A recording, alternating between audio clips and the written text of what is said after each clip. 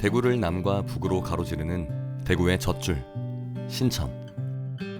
굽이굽이 흐르는 물가 주위에는 오랜 역사와 대구의 문화가 넘실대고 있는데요. 신천 상류가 품고 있는 옛 이야기 속으로 들어가 봅니다.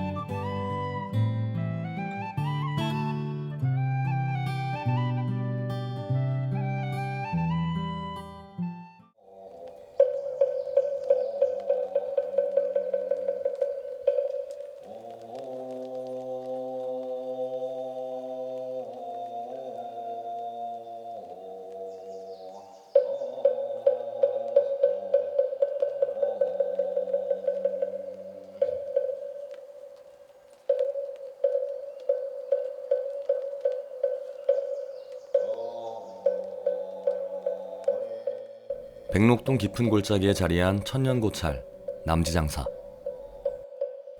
눈길 닿는 곳마다 오래된 사찰의 기품과 운치가 묻어나는데요. 봄을 맞아 옛절은 더욱 눈부신 자태를 뽐냅니다. 지금으로부터 약 한 1300년 전이에요. 신라시대 때죠. 그때 양계조사라는 분이 이제 최초로 이제 창건한 이제 절로 알려져 있고, 한때 이 사세가 굉장히 확장됐을 때는 산내에 암자가 한 8개, 그 다음에 승려들이 한 3000명 정도가 이렇게 거주했을 정도로 그만큼 큰 사찰이었다고 합니다. 특히 그 임진왜란 때는 사명대사의 그 승병들, 그리고 또 우담 그 송배순이라는 의병장이 계셨는데요. 두 부대가 함께 여기 주둔을 하면서 훈련을 했던 그런 훈련장으로도 아주 이름이 난 사찰이죠. 임진왜란 당시 의병장 우배수는 이곳 남지장사에 주둔하고 있던 사명대사의 승병들과 합동작전을 펼쳐 여러 번의 전공을 세웠는데요.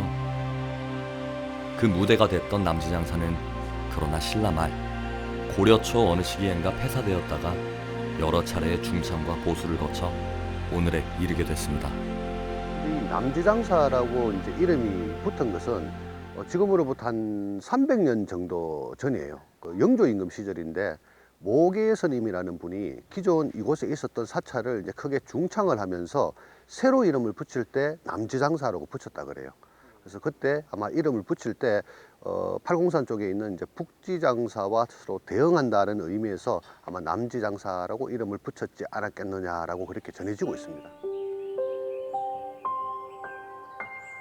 그 후 수백 년의 세월이 흘러 2010년 남지장사에 또 한 번 대대적인 중창이 있었는데요. 사찰 전면으로 마치 성벽처럼 높고 길게 쌓아 올린 석축. 견고한 그 자태가 그 옛날의 위용을 과시한 듯합니다. 입구에서 딱 들어와서 사찰을 바라보면 이 성벽이, 그러니까 이 돌석축이 마치 그 성벽처럼 이렇게 웅장해 보인다는 겁니다. 그 일종의 우리 사찰에 가서 만나게 되는 이제 그 해탈문의 역할을 이 돌계단이 한다는 거거든요. 어떤 의미가 있나 하면 처음에 딱 들어왔을 때는 사람들이 성벽을 통해서 이렇게 좀 위압감, 긴장감을 느끼다가 이 계단을 밟고 이렇게 올라가면서 계단 중간쯤 넘어가면 이제 앞쪽으로 사찰 경내가 보이는 거죠. 그러니까 부처님의 세계가 열린다는 거죠. 그죠? 그래서 긴장감에서 한순간에 해탈을 맛본다라는 어떤 그런 해탈문의 의미를 이렇게 잘 만들어 놓은 게 바로 이 남지장사 이 돌계단이라고 볼 수가 있는 거죠. 대구의 젖줄, 신천의 발원지 중 한 곳인 이곳. 여기서 시작된 물줄기는 흐르고 흘러 대구를 가로지르는데요. 맑고 투명한 지하수는 물맛 좋기로 유명합니다. 그 남지장사 오시는 분들은 대체로 보면 이제 제 옆쪽에 보이는 이 샘물을 또 마시게 됩니다. 산중에서 내려오는 물이니까 워낙 깨끗하겠죠. 그리고 마침 또 여기가 남지장사다 보니까 우리가 흔히 이제 물이 아주 깨끗한 곳을 우리가 지장수라는 표현을 쓰는데요. 여기 오셔가지고 지장수 마신다 생각하시고 물 한잔 하시면 이렇게 좋을 것 같습니다. 멈춤도 쉼도 없이 오로지 위에서 아래로 내려오는 물줄기.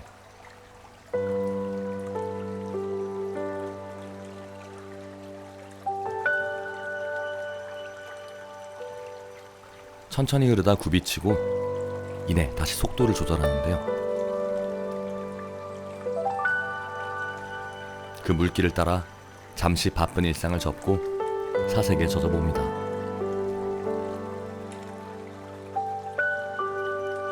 인류의 역사는 물하고 같이 이렇게 시작이 되잖아요. 그래서 대구의 역사는 이제 신천하고 같이 간다고 보는 거죠. 그래서 이 신천은 이제 최상류가 우리 대구의 남쪽 최남단이죠. 비설산 그리고 이제 최정산 인근에서 이제 발원한 물이 이제 출발점이라고 보는데, 지금 우리가 앉아 있는 이곳 남지장사 옆에 있는 이 실개천도 원류라고 볼 수 있는 것이죠. 지금 여기서 시작된 작은 실개천은 대구 시가지를 관통하면서 거대한 물줄기가 되는데요. 총 길이 27km, 유역 면적 160제곱킬로미터에 달하는 명실공히 대구의 중심 하천이 됩니다. 여기서부터 이제 시작된 물들이 내려가면서 이제 몇 가지 물이 만나겠죠. 모여서 대구 북쪽으로 이제 흘러가는데, 대구 전체를 기준으로 하면 이 신천은 대구를 동서로 양분을 하면서 북쪽으로 계속 흘러가죠. 흘러가서 팔공산 아래에 이제 금호강에서 금호강과 합류를 해서 대구 서쪽에서 이제 낙동강으로 흘러가게 되거든요. 이 대구의 중앙부를 지나는, 그렇게 대구 경계점을 지나는 이 신천의 길이가 한 13km 정도 되거든요, 대충. 근데 이 13km에 해당되는 신천 주변부에 보면 이제 선사시대 유적부터 시작을 해서 뭐 삼국 신라, 뭐 고려 조선, 심지어는 우리 근대까지 우리 대구 땅에서 살다 갔던 그 이들의 어떤 흔적들이 아직 많이 남아 있다는 것이죠. 최정산 자락에 깃들어 있는 백록마을. 이곳은 예부터 산천이 수려하고 계곡이 유심해 신선들이 놀던 선유동이라 했다는데요. 지금 백록을 볼 수는 없지만 담벼락에 그려놓은 하얀 사슴이 이곳이 백록마을임을 알려주는 것 같습니다. 남지장사 골짜기에서 내려오는 물, 그리고 바로 옆마을입니다. 여기가 여기 백록동에서 시작되는 물, 요 두 물줄기가 신천 최상류라고 볼 수 있고, 요 두 물줄기가 바로 아래쪽에서 만나서 우록동을 거쳐서 신천 그 본류에 이렇게 합류가 되는 시기죠. 오랜 세월 대구 역사를 껴안고 굽이굽이 흘러온 신천.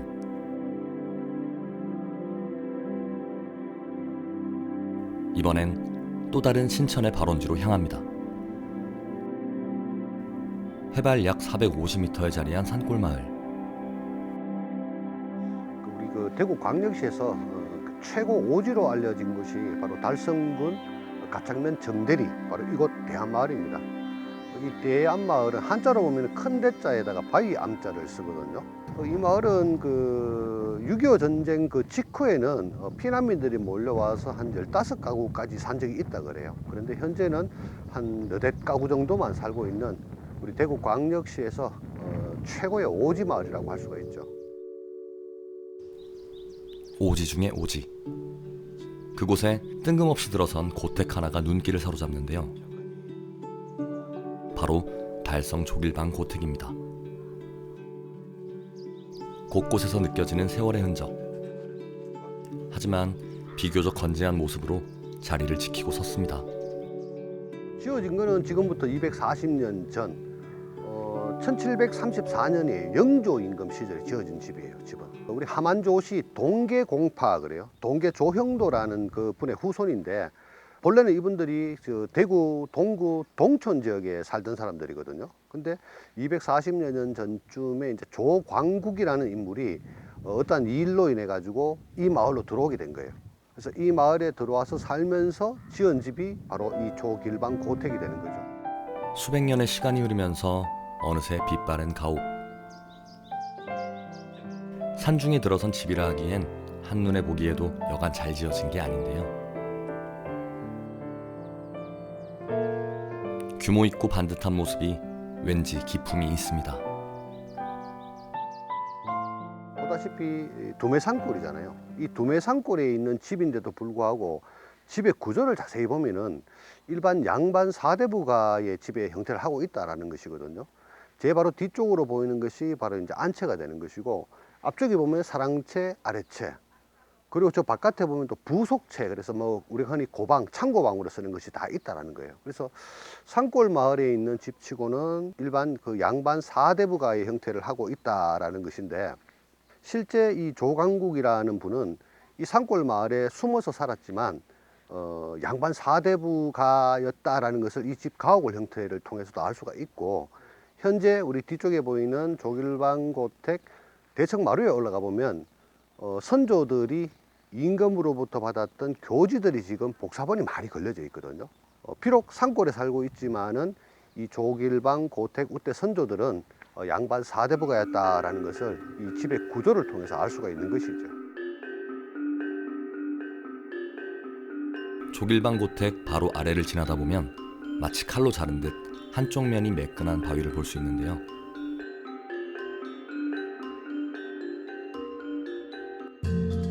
바로 대암동천 바위입니다. 자세히 들여다보면 대암동천이라는 글씨가 뚜렷하게 새겨져 있습니다. 이 동천이라는 것이 어떤 의미가 있냐면, 옛날 우리 그 선비들은 그 수려한 자연 경관을 이렇게 가까이 하면서 이렇게 누리는 문화가 여러 가지가 있었거든요. 뭐 구곡문화, 팔경문화, 그 다음에 이제 동천문화, 이런 것들이 있었는데, 동천문화는 뭐냐면 약간 도교에서 나온 문화거든요. 그러다 보니까 이거는 자연경관이 아름다운 것이 아니고 세상과 떨어져서 살겠다는 뜻인 거죠. 나는 세상과는 떨어져서 은거하면서 살겠다라는 이런 개념이기 때문에, 흔히 동천바위가 발견되는 것은 자연이 수려한 것이 아니고 굉장히 오지라는 이런 의미를 많이 담고 있는 거죠. 그래서 이 동천문화의 이제 상징물이 바로 이 동천바위가 되거든요. 그래서 이 동천바위는 타 지역에도 가보면 흔히 동천이라고 불리는 마을 입구에 있는 큰 바위에 보면은 무슨 동천 그러면서 이렇게 그 바위 글씨를 새긴다라는 거예요.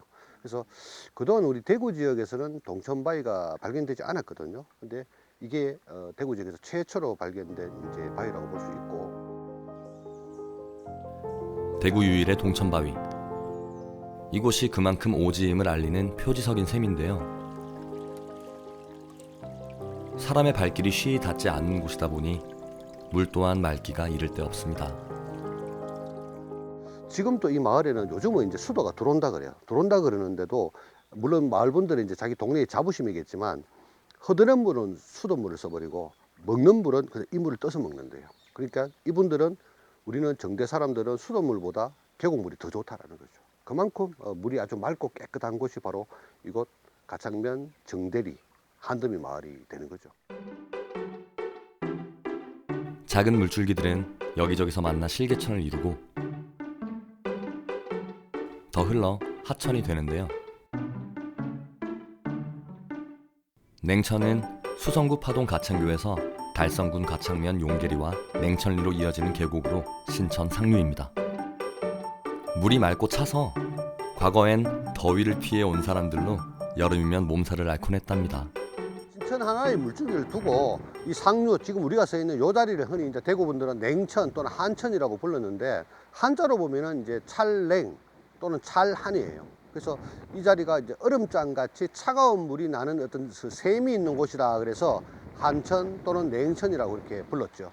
물이 워낙 맑기도 했고 깨끗하고 해서 여름철이면은 물놀이, 그 다음에 또 이렇게 철렵도 즐기고 했던 그런 대구 시민들의 명소였다라고 볼 수가 있죠.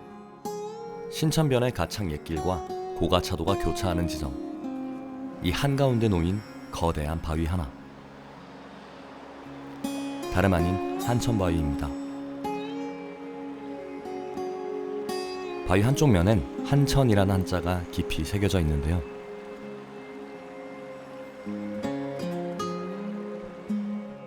이 냉천 가운데 보면 물 가운데 이렇게 거대한 바위가 하나 서 있거든요. 근데 이 바위는 사실은 지금은 이제 한천바위라고 이름은 알려져 있지만, 과거에는 그 이름이 없었던 바위예요. 없었던 바위고, 재밌는 이제 전설이 하나 전해져 내려왔는데, 옛날부터 이제 이 바위는 사람들이 여기를 찾아와서 이제 왼손으로 돌을 들고 이 바위 위를 위쪽을 보고 던진대요. 그러면은 돌이 바위 위에 한 번에 딱 올라가면 아들을 놓고, 굴러 떨어지면 딸을 놓는다라는 그런 전설이 있었거든요. 한천바위의 전설은 그 후 오래도록 전해져 최근까지 바위에 돌을 던지는 사람이 있을 정도였습니다. 그렇다면 큰 바위에 불과했던 이것에 한천이란 이름을 붙여준 사람은 과연 누구일까요? 구한말 시기에 우리 대구를 대표했던 그 아주 유명한 큰 선비님인데 임재서창규라는 분이 쓰신 글씨로 지금 알려져 있거든요. 그 임재 선생은 이제 대구를 대표하는 성씨인 이제 달성서신데 집안이 굉장히 넉넉했다 그래요. 그래서 글 공부하는 선비로서는 부족함이 하나도 없었는데 딱 하나 모자랐던 것이 설아에 자식이 없었다 그래요. 그래서 이 마을 사람들 권유를 받고 임재 선생이 실제로 여기 오셔가지고 돌을 한번 던져봤다 그래요. 근데 한 번에 돌이 바위에 얹히더라는 겁니다. 그래서 그날 바로 임재 선생이 부인과 잠자리를 같이 가지셨고 이후에 아들을 낳았다 그래요. 그래서 임재 선생은 내가 귀한 아들을 얻게 된 것은 다 이 바위 덕분이다. 그래서 바위에게 뭔가 은혜를 갚아줘야 되겠다는 생각에서 너가 이름이 없구나. 내가 이름을 하나 지어줄게. 그러고는 한천이라는 이름을 지어주고 여기에다가 한천 두 글자를 새겼다라고 그렇게 전해지고 있죠. 대구 법이산 남서쪽 서당골. 이 골짜기엔 개동 전경찬 선생을 기리는 옥산 전시 문중 제실인 무동제가 있습니다. 과거 전경창이 강악한 개동 정사의 예터에 지은 것으로 지난 1978년 중건에 지금에 이르고 있습니다. 대구 유학, 그러니까 대구의 어떤 그 퇴계학의 그 출발점이라고 볼 수가 있거든요. 개동 전경창이라는 선생께서 이곳에서 이제 강학 활동을 이제 하셨는데 신천이 보면 이곳을 지나가면서 대구 전체를 이렇게 비옥하게 적셔주는 것처럼 바로 이곳에서 출발한 우리 대구의 유학이 나중에 대구 전 지역으로 이렇게 퍼져나가는 그런 출발점이라는 아주 상징적인 의미가 있는 이런 공간이라고 할 수가 있죠. 대구 퇴계학의 본산 무동제. 제실은 정면 6칸, 측면 1칸 반 규모의 겹쳐마 8작 지붕 건물로 제실로서는 규모가 큰 편이라고 합니다.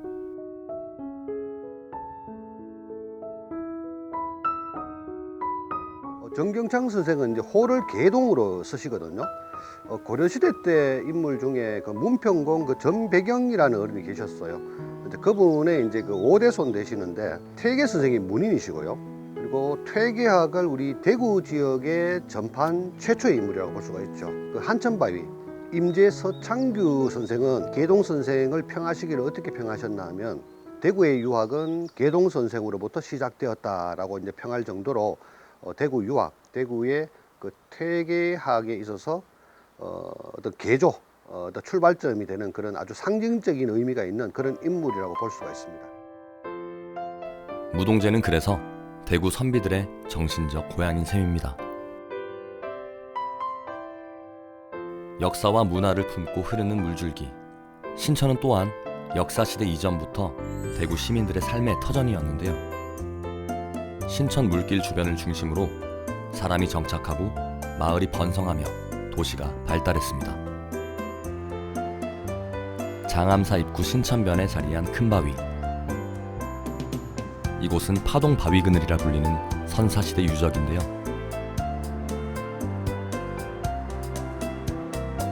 네, 이곳 그 파동 바위그늘 유적은 그 선사 유적이 되겠습니다. 신천변에서 뭐 한 30-40m 정도 떨어져 있는 그 상기슭에 있거든요. 이렇게 보시면 전면에서 이렇게 보면 한 덩이 큰 바위가 있는데 높이는 한 5m 정도 될 거예요. 그리고 좌우 길이는 한 9m 정도가 되는데 옆면에 서서 이렇게 보면은 바위가 앞쪽으로 이렇게 한 30도 정도 기울어져 있거든요. 그래서 윗부분이 아랫부분보다 신천 쪽으로 한 2m 정도 이렇게 처마처럼 이렇게 돌출되어 있는 형태가 됩니다. 그래서 보니까 그 아래쪽은 어떤 공간이 되겠죠. 그래서 옛날 선사 시대인들이 비바람을 피하는 공간으로 아마 이용하지 않았겠느냐 해서 선사 시대 생활 유적으로 현재 이렇게 분류가 되어 있는 곳이죠. 지난 2000년 대구박물관의 학술 발굴 조사 결과 바위 아래 맨 위층에서 조선시대 유물이 발견됐는데요. 그 아래층엔 고려, 통일신라, 삼국시대 토기와 자기조각이, 또 그 아래층에서는 청동기와 신석기 시대 유물인 민무늬 토기 조각이며 갈돌, 돌날 등이 확인됐습니다. 또한 1만 년 이전 사람의 손을 탄 것으로 보이는 강자갈도 다량 수습됐다고 합니다. 대구에는 예전부터 그 일파이무라는 말이 있어 왔거든요. 사람이 살기 좋기로는 대구에는 첫 번째는 파동, 그리고 이 파잠, 파동이고, 두 번째가 지금 현재 대구 북구 무태라는 뜻인데, 실제로 이 파동 일대에는 보면 지금 우리가 보시는 것처럼 선사시대 유적뿐만이 아니고 가장 대표적인 것이 이제 청동기 시대 유적이라고 하는 흔히 고인돌이라 그러죠. 고인돌이 이 일대에 굉장히 많았었습니다. 그래서 일파이무라는 말이 그냥 나온 말이 아니고 실제로 선사시대 때부터 사람들이 집단적으로 많이 거주를 해왔고 지금까지 사람들이 거주하는 그런 공간이라고 볼 수가 있죠. 신천 가까이에서 찾은 다양한 선사시대 흔적은 대구 지역 역사 연구의 소중한 자료로 활용되고 있습니다.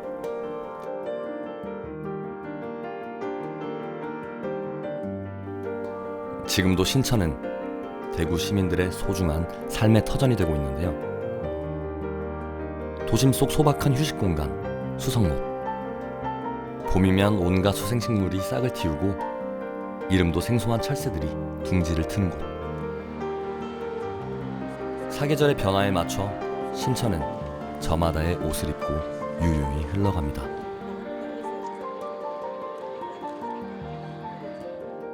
아, 1925년도에 그 농업용수를 공급하는 그런 목적으로 이제 조성이 되었지만은 현재로는 주변의 산책로하고 전국에 계시는 그 관광객들이나 이제 대구에 있는 가족 단위로 놀러를 많이 오는 그런 곳입니다. 앞에 보이는 왕버드 나무가 수령이 한 100년 정도 됐는데 이제 저거를 이제 보시러 오셔가지고 물어보시는 분들도 이제 많고 주변에 이제 수생식물들 뭐 수커령이나 이래 보이는 물칸나나 여러 그 식물들 보면서 여하튼 힐링하러 오는 사람도 많고 그렇습니다. 지금으로부터 100여 년 전 일제강점기에 조성된 인공못. 주변을 따라 산책로가 잘 꾸며져 요즘 같은 날씨엔 걷기 코스로도 제격인데요. 이처럼 수성못은 시민들의 생활 공간이면서 주요 생태축으로서의 역할을 담당하고 있습니다. 대구 도심을 이제 통과하는 그 신천, 그리고 13km 물길 중에서 이 수성못이 중간쯤 된다고 보시면 돼요. 제가 지금 제 뒤편으로 보이는 이제 비설산, 그러니까 파동 쪽이 이제 신천 상류, 그리고 이 수성못을 기준으로 해서 이제 대구 도심 방향이 이제 신천의 중류, 하류가 되거든요. 그런 의미에서 보면은 이 신천물은 가창 쪽에서 시작돼서 내려오다가 이 수성못쯤에 와서 한번 쉬었다 가는 것이죠. 여기서 한번 쉬었다가 여기서부터 이제 대구 도심 방향으로 이제 흘러가게 되는데 사실 본격적인 신천은 수성못 여기서부터 이제 시작이 되는 것이죠.